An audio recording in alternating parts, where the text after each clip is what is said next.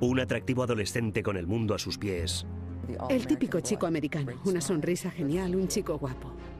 Acusado de un crimen horrendo. Me dijo, si se lo cuentas a alguien, te mato. Protegido por unos padres convencidos de que su hijo no podía hacer nada malo. Alex fue muy valiente al hacer lo que hizo. Huyó de la justicia y se escondió, pero con mucho estilo. El mundo es muy grande, hay cantidad de sitios donde ir. ¿Puede una familia acomodada ocultar a su hijo fugitivo de la larga mano de la justicia? Descúbranlo esta noche en Poder, Privilegio y Justicia.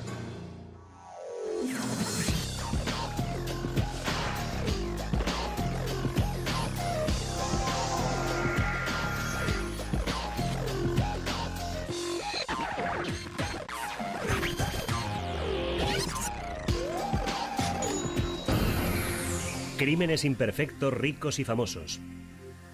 Fugitivo de la justicia.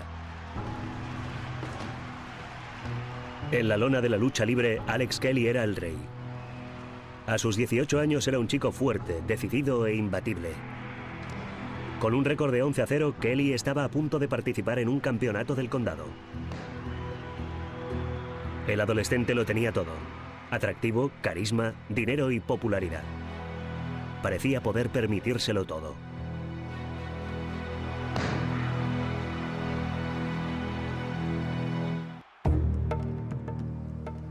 Pero la mañana del 14 de febrero de 1986, dos agentes de policía de Darien detuvieron a Kelly cuando se dirigía a su combate de lucha libre más importante y le arrestaron por violación. Kelly no se inquietó, no tenía la sensación de haber hecho nada malo. A la estrella de la lucha libre solo le preocupaba una cosa. La única pregunta que les hizo fue, ¿podré salir de aquí a tiempo para asistir a mi combate de lucha libre? Alex Kelly había sido educado para creer que podía conseguir todo lo que quisiera, ya fuera la victoria en un combate de lucha libre o el abrazo de una chica. Tendrían que pasar 8 años y una caza al hombre internacional para que aprendiera que hay límites, incluso para las personas privilegiadas. La policía de Darien empezaba a conocer bien a Kelly. 2 días antes había sido acusado, aunque sin denuncia formal, de haber cometido otra violación. Creo que durante gran parte de su vida, o por lo menos de su adolescencia, nunca se había visto reprendido por nada de lo que hacía. La policía de Darien empezó a vislumbrar que Alex Kelly era una persona potencialmente violenta. El deportista estrella del instituto había estado violando chicas impunemente durante años. El caso dio lugar a una persecución de 8 años y a un escándalo que conmocionó una de las comunidades más acomodadas de América. También planteó una inquietante cuestión: ¿cómo era posible que un niño mimado se convirtiera en violador en serie y cómo era posible que un pueblo entero no se hubiera enterado? Darien, en Connecticut, es uno de los suburbios más acomodados de América. Es un lugar pintoresco y burgués con calles privadas y mansiones de millones de dólares, donde los chicos crecen practicando la vela en el estrecho de Long Island y conduciendo BMWs. Era muy normal que les regalaran coches cuando cumplían 16 años. Los veías en el aparcamiento, rutilantes, casi siempre ocupando 2 plazas de parking. En general, los coches aparcados en el aparcamiento de los estudiantes eran mucho más lujosos que los de los profesores. Para sus habitantes importaba mucho dar una apariencia de tranquilidad, un orden superficial. Y supongo que, por eso, en este pueblo se consolidó una tradición, la de aprender a ocultar muchas cosas. En la década de los 80, Darien parecía un lugar tranquilo, pero cuando los padres de familia de la ciudad salían de vacaciones, sus adolescentes se desmadraban. A veces, andando por el pasillo, te encontrabas con un trozo de papel. Lo recogías y ponía: fiesta en casa esta noche, padres ausentes, dirección tal y tal, trae priva o lo que sea. Algunas casas quedaban literalmente arrasadas. Las fiestas se descontrolaban. En su adolescencia, Hilary Tolet, de la vecina Stanford, acudía a estas fiestas. Normalmente había cantidad de cerveza. Los padres nunca estaban en casa. Y casi siempre alguien había sisado una botella de alcohol de la bodega de sus padres. En Darien los padres esperaban que la policía hiciera respetar la ley, pero no demasiado. Les gusta saber que acudirás si te llaman, pero no les gusta nada tener que venir a buscar a sus hijos a comisaría. Los padres de Alex, Joe y Melanie habían criado a 3 hijos en Darien. Melanie venía de una familia acomodada, pero este no era el caso para Joe Kelly. Joe Kelly era un fontanero procedente de un barrio muy pobre de Stanford y que de alguna manera había ascendido de clase social. Joe deseaba todavía más para sus hijos. Soñaba con que Alex obtuviera una beca de lucha libre para entrar en Harvard. Lo tenía todo a su favor. Su físico era muy agradable, atlético, muy atlético, y parecía ser muy popular en la escuela. A pesar de todo, ciertos rumores apuntaban que tras las paredes de la casa de los Kelly, la vida de Alex no era tan maravillosa como parecía. Alguno de sus amigos había visto cómo su padre le castigaba físicamente y sabían que Alex temía a su padre. En el campo de fútbol, Kelly era salvaje, rápido y duro. Su entrenador de lucha libre dijo que cuando tenía a su contrincante contra el suelo, siempre había un momento en el que casi se podía ver lo que le pasaba por la cabeza. Alex pensaba, voy a por él. El entrenador siempre tuvo la impresión de que su agresividad era algo más marcada, que tenía algo que los demás no tenían. Era una cultura del deporte. El deporte era lo más importante. Quien destacara en ese campo llevaba las de ganar. El mismo deseo de romper barreras era evidente cuando Kelly se divertía. Bebía más, tomaba más drogas y cometía más gamberradas que el resto de sus amigos. Estaba fuera de control y su agresividad no se expresaba tan solo en el deporte y las fiestas.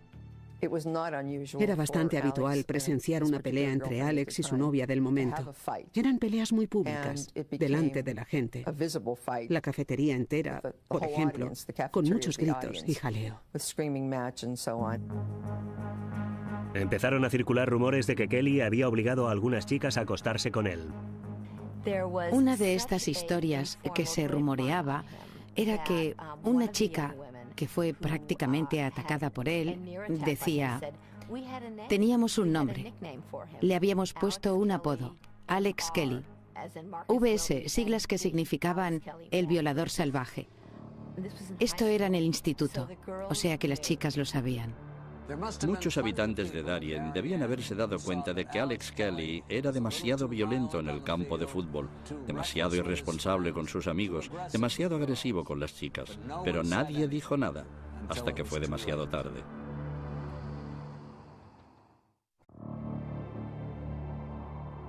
Alex Kelly entró en el instituto de Darien a los 14 años como un prodigio del fútbol famoso por su dureza en el campo. Era el tipo de deportista estrella que casi todas las adolescentes desearían como pareja.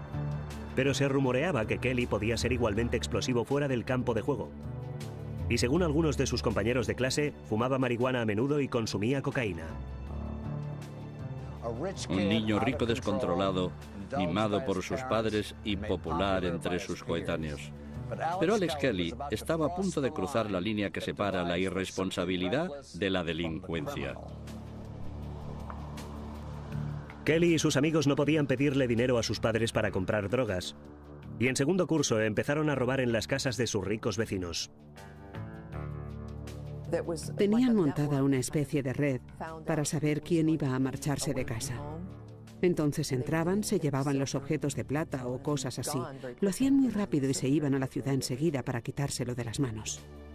Kelly y sus amigos robaron cerca de $100.000 en objetos de valor en tan solo 6 meses. Pero la policía de Darien no tardó mucho en descubrir su implicación en los atracos. Le detuvieron con algunos de sus amigos, su novia y un par de chicos más, y tuvieron que pasar por el sistema judicial penal. Terminó en la cárcel. Los padres de Alex contrataron a un abogado. Intentaron, no diría que derrotar el sistema, pero más bien utilizarlo. Los Kelly hicieron un trato. Compensarían a sus vecinos por los objetos robados a cambio de que Alex recibiera una sentencia reducida. En pocas palabras, esta es la historia de Alex. Sus padres lo solucionaban todo. Ignoraban ciertos comportamientos. Se negaban a verlos. Pretendían que aquello no había sucedido. En general, lo barrían todo bajo la alfombra. Aunque alguien como Joe Kelly despreciara a los demás, a las familias acomodadas, por mimar demasiado a sus hijos, Cuando Alex empezó a meterse en problemas de verdad, la actitud que adoptó hacia su hijo fue exactamente la misma. Joe y Melanie consiguieron que su hijo permaneciera fuera de la cárcel el tiempo suficiente para poder disfrutar de su verano. Pero en septiembre de 1984, en lugar de regresar al instituto de Darien para empezar en tercer curso, Kelly fue enviado a un centro de detención juvenil. Solo estuvo allí 2 meses, hasta que sus padres persuadieron al juez para trasladarle a un centro de rehabilitación de drogadictos. Hoy en día, si les preguntas sobre los atracos que había cometido Alex, todavía te dirán que estuvo en un centro de rehabilitación de drogadictos. Cuando al otoño siguiente regresó al instituto de Darien, Kelly empezó a salir con Amy Molitor. Amy era el tipo de chica que los chicos de Darien llamaban chochito. Una muchacha rubia, pija y buena chica. Alex y Amy pronto fueron inseparables, y la chica parecía tranquilizar los demonios de Kelly. En el último curso entró en el cuadro de honor y tuvo su mejor temporada de lucha libre sin perder un solo combate en todo el año. Muchos pensaron que los problemas de Kelly eran cosa del pasado. Regresó y convenció a la gente de que había cambiado, de que ya no era el de antes. Tenía una sonrisa tan maravillosa, parecía tan sincero que tenías ganas de creerle. No había motivo alguno para no hacerlo. Sin embargo, ahora sabemos que no había cambiado en absoluto. Bebía, consumía drogas, estaba tan mal encaminado como antes. Al parecer, lo único que había aprendido era a disimular, a engañar a todo el mundo. Una noche, en el invierno de su último curso, Kelly acompañó a una chica a su casa después de una fiesta. Según contó la chica, estaban a medio camino de su casa cuando Kelly aparcó el coche en un lugar solitario. La obligó a meterse en el asiento de atrás y la violó. La quinceañera no denunció lo que le había pasado, pero sí se lo contó a sus amigas del colegio. Nadie se la creyó, se lo contó a la novia de Alex y esta le dijo: ¿cómo puedes ir detrás de mi chico? Se pelearon mucho por este tema en el instituto y ella dice que cuando se cruzaba con Alex en el pasillo, él se le acercaba hasta rozarla y la llamaba guarra. O sea que supongo que en el fondo, él creía que se había librado sin problema. Las chicas de Darien sabían que Alex Kelly era peligroso, pero para sus padres y sus maestros seguía pareciendo un chico ideal. Un periódico local incluso publicó un artículo alabándole. El artículo definía a Alex Kelly como estudiante deportista modélico. No era probablemente la descripción más acertada para un adolescente que consumía drogas y forzaba a las chicas. Sería también la última vez que se escribiera algo positivo sobre Alex Kelly. Las vacaciones de invierno se acercaban. La novia de Alex, Amy Molitor, se iba de vacaciones con su familia. Él se quedaba en Darien. De manera que Amy le prestó su Jeep Wagoneer durante su ausencia. Pero Alex no necesitaba el coche de Amy, la necesitaba a ella. Amy era su red de seguridad y se había ido. Yo estaba de acompañante en un partido de hockey sobre hielo, de pie en la primera tribuna. Alex vino y estuvo un rato a mi lado. Recuerdo que cuando se fue pensé, caray, no sé cómo se las arreglará para pasar toda la semana sin su novia. Pronto lo sabría la ciudad entera. En pocos días, todos los habitantes de Darien verían qué había detrás de aquella sonrisa típicamente americana de Alex Kelly. A los 18 años, en su último año de secundaria, Alex Kelly ya tenía un historial de consumo de drogas, detención por atraco y estancias en un centro de detención juvenil y un centro de rehabilitación de drogadictos. Incluso se susurraba entre las chicas del instituto de Darien que Kelly era también un depredador sexual. La estrella del deporte y el estudiante de honor, sin embargo, había convencido a muchos de que había cambiado. Alex había convencido prácticamente a toda la población de Darien de que era un buen chico que había aprendido la lección. Se había reformado. Pocos sospechaban que estaba a punto de cometer un acto realmente despreciable. El 10 de febrero de 1986, Kelly y una docena de adolescentes de Darien celebraban una fiesta en casa de un amigo. Avanzada la noche, una bonita estudiante de segundo curso, llamada Adrienne Bach, empezó a preguntar a todo el mundo si alguien podía llevarla a casa antes de su toque de queda de las 11:30. Kelly se ofreció para llevarla, y Adrienne aceptó de mala gana. Había oído hablar de su reputación y no se sentía muy tranquila con la idea de que la llevara en coche a casa. Pero claro, tampoco quería que su padre se enfadara ni tener que pagar de alguna manera las consecuencias de haber llegado demasiado tarde. Alex y Adrian se marcharon de la fiesta. Al cabo de pocos minutos ya estaban en la calle de Adrian. Kelly pasó delante de su casa y aparcó. Entonces, la estrella de la lucha libre agarró del cuello a Adrian y la inmovilizó contra el asiento. Fue muy violento y ella se asustó muchísimo. En aquel momento, estaba convencida de que la mataría si se resistía. Alex obligó a Adrian a entrar en la parte de atrás del coche. Ella empezó a gritar hasta que Alex se puso todavía más violento. Le arrancó la ropa y la lanzó al asiento trasero. La chica era virgen, no había tenido nunca relaciones sexuales, estaba aterrorizada. Alex amenazó a la sollozante Adrian con matarla si contaba a alguien lo que había pasado. Luego la dejó delante de su casa. Tras varias horas, el padre de Adrian, Bill Buck, consiguió que su hija le contara lo que había sucedido. Indignado, llamó a Joe Kelly.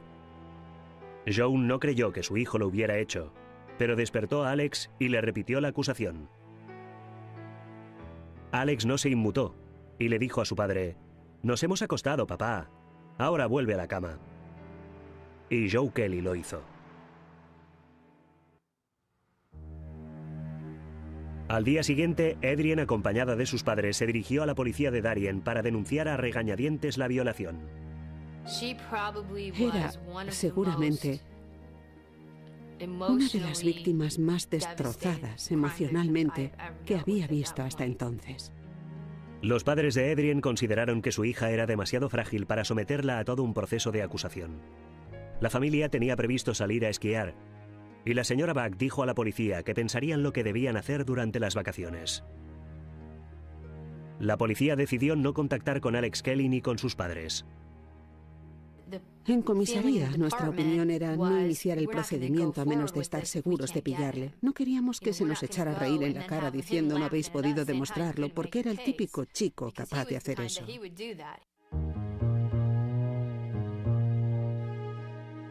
Dos días más tarde, el 13 de febrero, Kelly asistió a otra fiesta.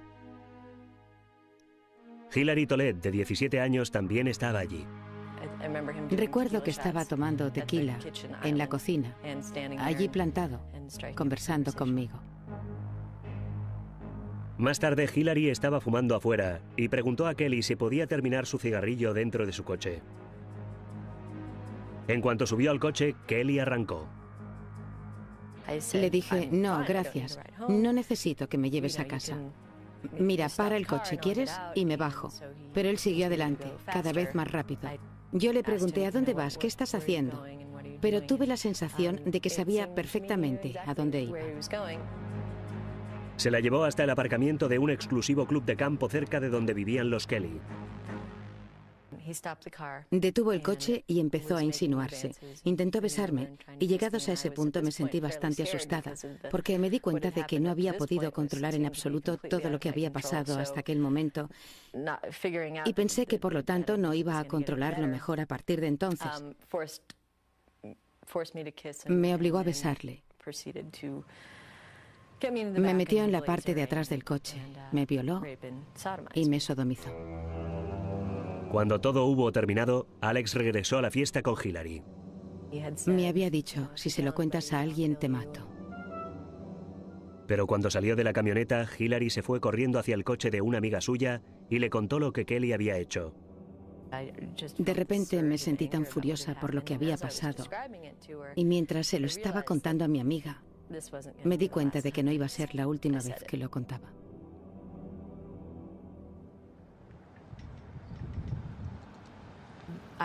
Entré a trabajar a las 7 de la mañana y lo primero que me dijeron fue: ponte el uniforme y sube arriba.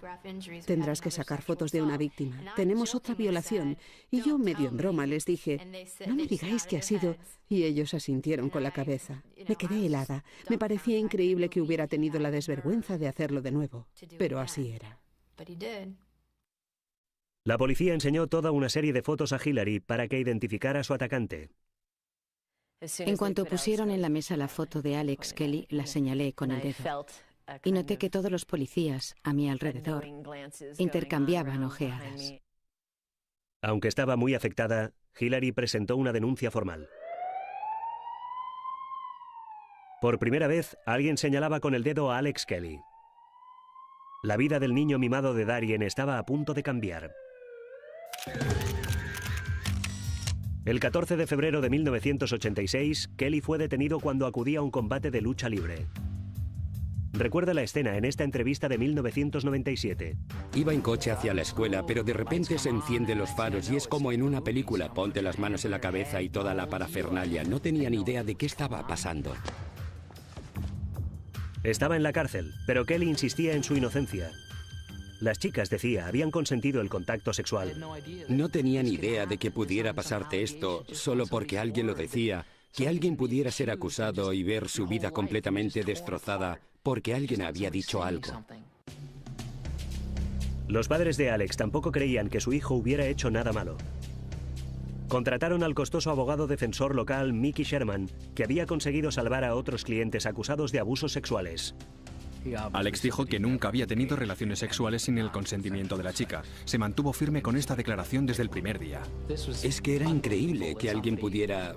Quiero decir, no puede ser verdad. ¿Por qué tendría yo que violar a alguien? Cuando Adrienne Bach se enteró de que Hillary había presentado una denuncia, decidió seguir su ejemplo. Ahora Kelly estaba acusado de 2 violaciones.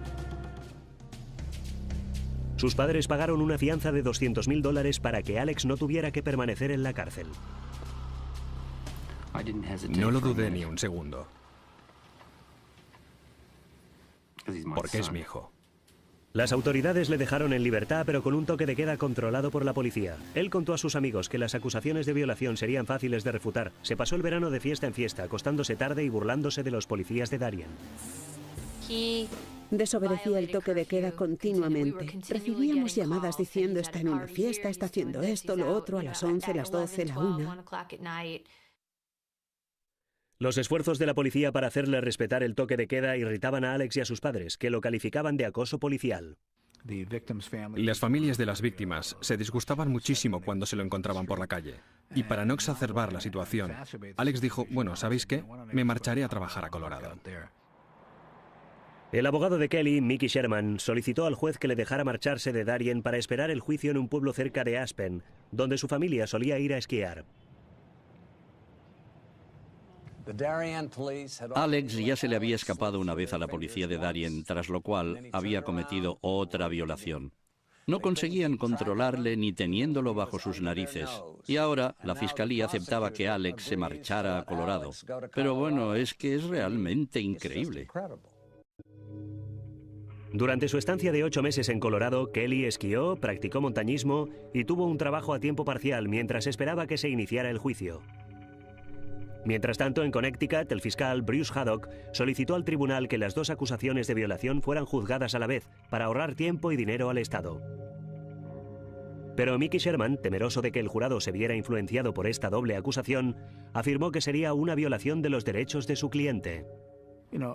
Si el jurado oye decírselo a 2 personas en lugar de a una, su actitud será seguramente condenatoria.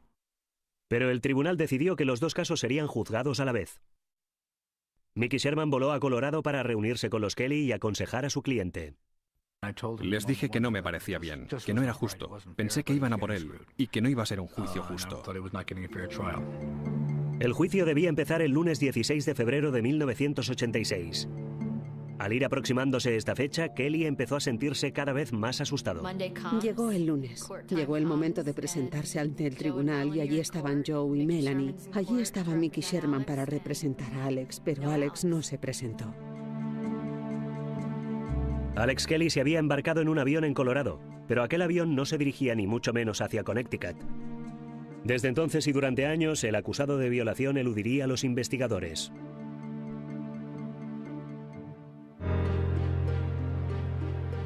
En febrero de 1987, todo indicaba que Alex Kelly iba a recibir su merecido en un juzgado de Connecticut.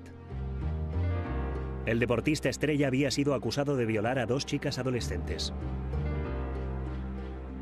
Un vecindario burgués, un chico arrogante, unos padres acomodados. Los medios de comunicación se lanzaron sobre esta historia. El día en que debía iniciarse el juicio, la sala del tribunal estaba abarrotada. Todo el mundo estaba presente, excepto Alex Kelly. El juez preguntó dónde estaba Alex. Yo le dije que había hablado con él hacía poco y sonaba preocupado, y por eso no se había presentado. En cuanto me enteré de que no le encontraban por ninguna parte, lo supe. Supe que había huido. Y se me ocurrió que se hubiera escondido en el cuarto de baño. Pensé que estaba de viaje, que se había ido muy lejos.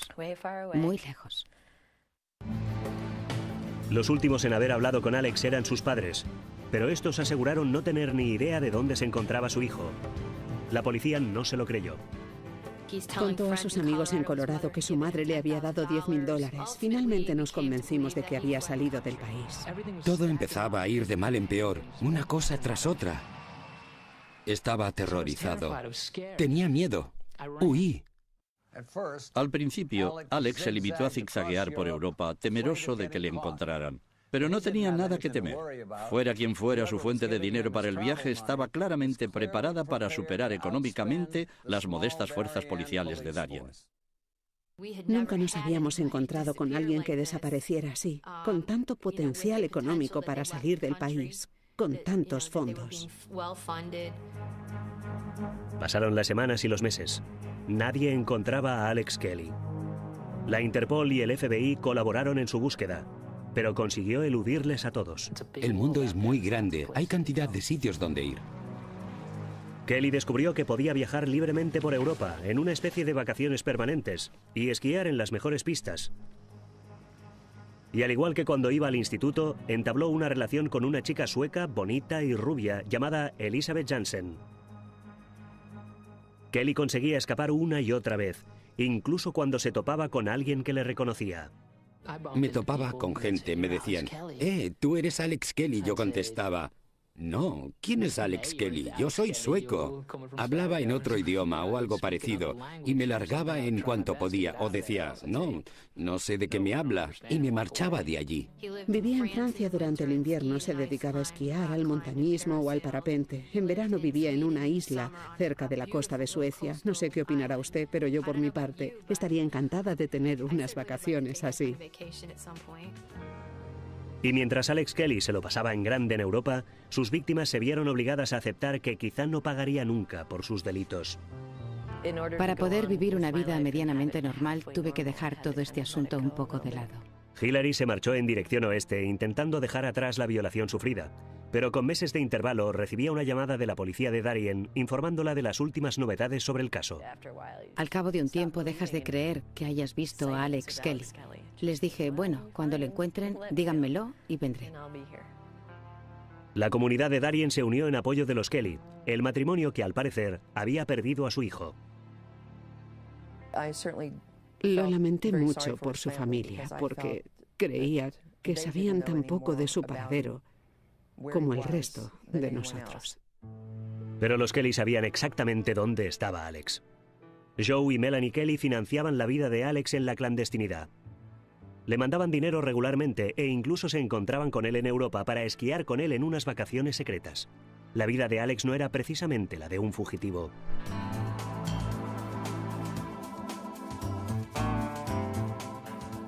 Incluso apareció en una película de un amigo sobre locos del esquí, utilizando despreocupadamente su propio nombre.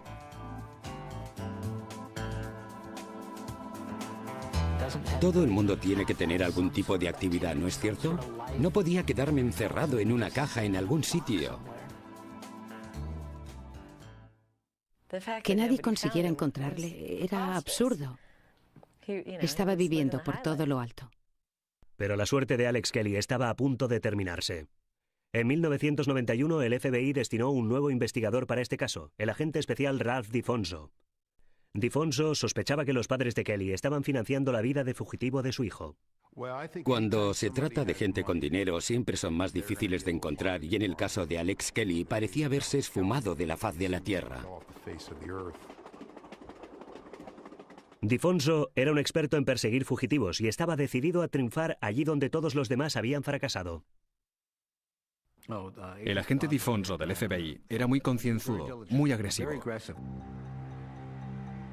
A primeras horas de la mañana del 18 de julio de 1994, dirigió una redada en el hogar de los Kelly.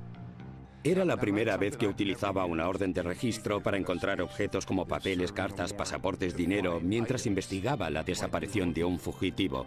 Normalmente, la orden de registro sirve para entrar en casa de alguien en busca de un cadáver. En cuanto los agentes entraron en la casa, encontraron una prueba de que los Kelly sabían dónde se escondía Alex. Una carta en el bolso de Melanie dirigida a la novia de su hijo en Suecia. Difonso tenía por fin una pista que podía llevarle hasta Kelly. En cuanto vi el sobre y la dirección, pensé que era la única información válida desde hacía 10 años. Salí de la casa, me dirigí hacia la comisaría de Darien y empecé a hacer llamadas de teléfono. La policía sueca se presentó en la dirección de la carta, pero Alex Kelly les llevaba ventaja. Melanie Kelly ya había llamado a su hijo para avisarle, y Alex huyó inmediatamente a Suiza, cuya legislación impediría la extradición para que Estados Unidos le juzgara por haber huido estando en libertad bajo fianza. El 19 de enero de 1995, tras un acuerdo negociado, Alex Kelly se entregó en Zúrich. El 4 de mayo, con 27 años, regresó a Estados Unidos 8 años después de haber huido de su país, siendo todavía adolescente. Allí le esperaban todos los medios de comunicación internacionales. ¿Por qué lo hiciste, Alex?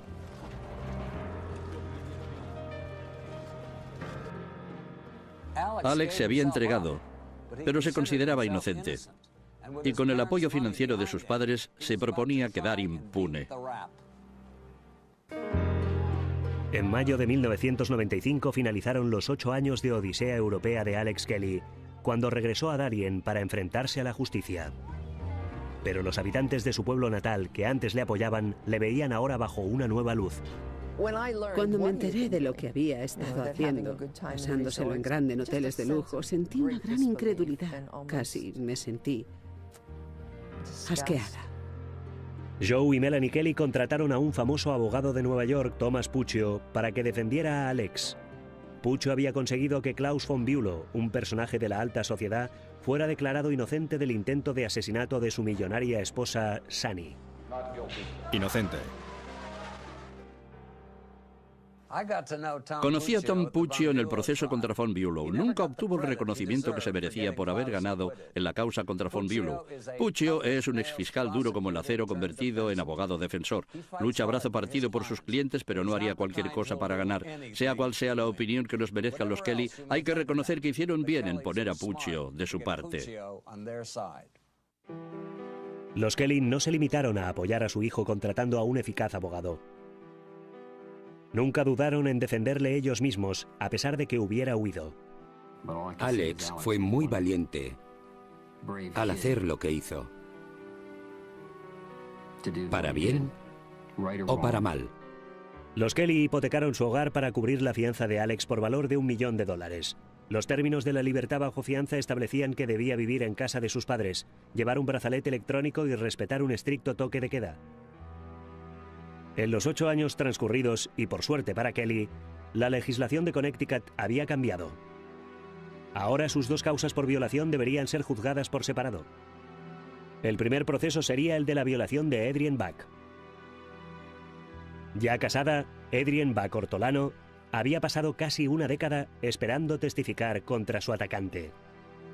Al hacerme mayor, fui sintiéndome más fuerte, más lista, con más confianza en mí misma. Cuando vuelva a este país, me decía a mí misma, tendré que hacerlo. Es un criminal, un violador agresivo. Mientras esperaba el juicio, Alex Kelly alimentó el sensacionalismo de los medios al empezar a salir de nuevo con su novia del instituto, Amy Molitor. Fue como si reiniciaran su relación a partir del momento en el que se había interrumpido 8 años antes. Cuando se inició el juicio, el 15 de octubre de 1996, ella estaba a su lado. A menudo me alejaba del grupo de fotógrafos y me dirigía al lugar estratégico, desde donde podía verles salir del despacho de Puccio. En un par de ocasiones les vi riendo y sonriendo como una pareja de chicos de camino al baile de fin de curso. Creo que estaba seguro de que no iría a la cárcel. Adrienne fue la primera testigo de la acusación. Con su identidad oculta al público, contó al jurado cómo Kelly le había agarrado por la garganta para obligarla a entrar en la parte de atrás del coche. Dijo que durante la violación, Kelly no había retirado en ningún momento la mano de su garganta. El abogado de Alex, Thomas Puccio, observó este detalle. Dijo que era imposible que su cliente hubiera podido inclinar el asiento trasero mientras sujetaba a Adrienne con una mano. Puccio afirmó que Adrienne había ayudado a Kelly con el mecanismo del asiento y que por lo tanto había cooperado en la relación sexual. Los miembros del jurado suelen tomarse su trabajo muy en serio. No declaran a nadie culpable sin pensárselo a fondo. Y si les presentas un elemento a estudiar, como la posibilidad física del mecanismo de la puerta, pueden obsesionarse con este aspecto y no dejarse influir simplemente por las emociones o por la simpatía que suscite la víctima. Pero un miembro del jurado sí se dejó influir por sus emociones. Hacia el final del juicio, captaba la mirada de Alex e intercambiaba sonrisas con él. Aunque todas querramos ser feministas, sabemos perfectamente que las mujeres que forman parte de un jurado les gustan los hombres atractivos, ya sean los hermanos Menéndez o Robert Chambers o William Kennedy Smith o OJ. El juicio se prolongó durante 7 semanas. El jurado no pudo ponerse de acuerdo y el juez se vio obligado a declarar nulo el juicio. Muchos creyeron que el principal problema del jurado para llegar a un veredicto fue la mujer que había estado coqueteando con Kelly. Una vez más, su carisma le había salvado. Gracias a su buena presencia, su encanto y su costoso abogado, Alex Kelly se libró de nuevo de ir a la cárcel. Y confiaba en que la situación se repitiera en el segundo juicio. Pero el fiscal Bruce Haddock temía que un segundo juicio resultara demasiado traumático para Adrienne. Yo lloraba a lágrima viva, pero le miré a los ojos y dije, estaré preparada. Alex Kelly seguía siendo un hombre libre, y al parecer quizás seguiría siéndolo.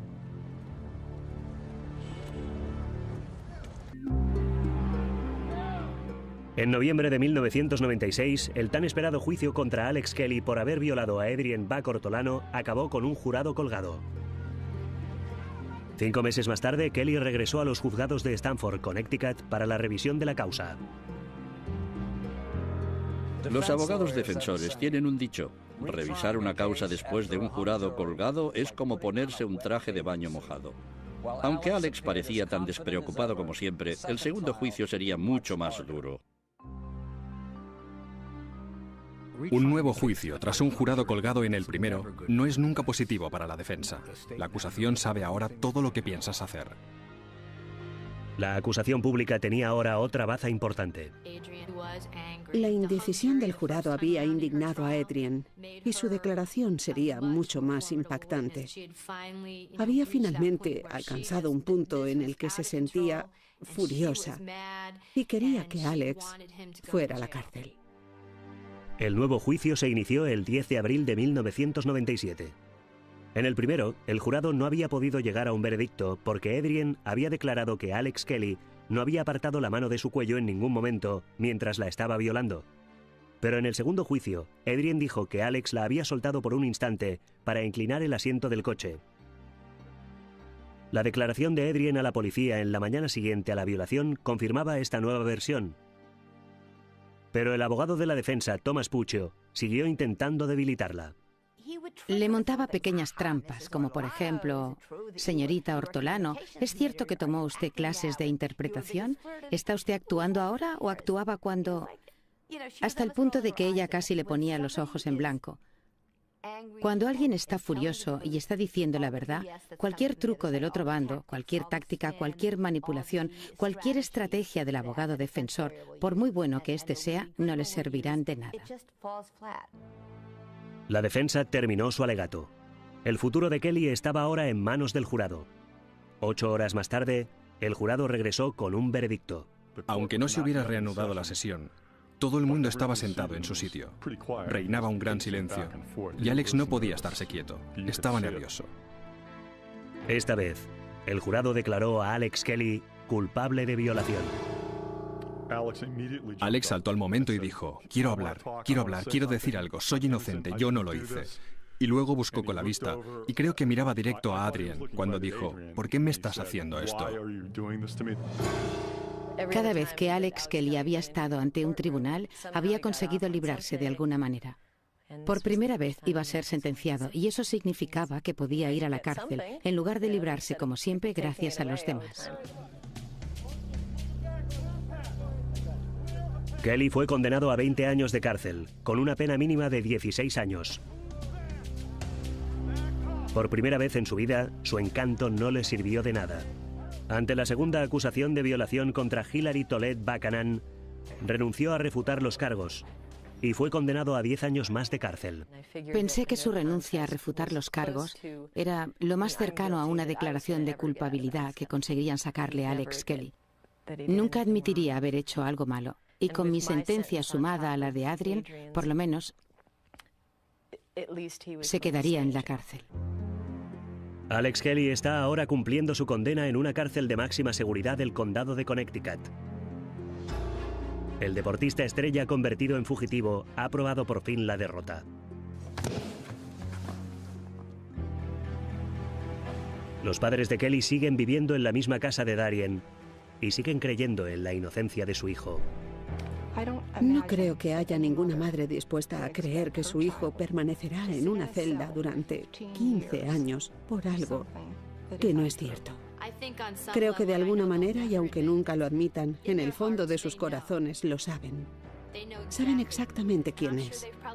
Y estoy segura de que han visto la persona que vio Adrien, que vio Hilary, y que prefieren no admitirlo. Joe y Melanie Kelly no tuvieron que rendir cuentas por haber ayudado a su hijo a escapar de la justicia. La fiscalía está convencida de que suscitarían la simpatía del jurado y que sería difícil demostrar los cargos en su contra. Comprendo que hagas cualquier cosa por tus hijos, pero creo que hay ciertos límites. Creo que, como padre, tienes que creer un poco en el sistema, especialmente si eres blanco y rico y vives en Darien. Quiero decir, siempre tendrás muchas más cosas a favor que la mayoría de gente que se ve involucrada en una acusación de violación. Para muchos habitantes de Darien, el caso Alex Kelly es un tema tabú. Hace años hacer la vista gorda contribuyó a crear a alguien como Alex Kelly. Hoy en día, contribuye a olvidarle. Es como si dijeran, aquí no pasan estas cosas, pero ¿sabes qué? Sí que pasó aquí. Durante toda su vida, todo el mundo le había dado cancha. No creo que allí donde Alex Kelly se encuentre ahora, en la cárcel, le sirvan de mucho su buena presencia ni su saludable sonrisa. Alex Kelly empezó su vida con poder y privilegios y lo tiró todo por la borda. Dominic Dunne para la televisión judicial.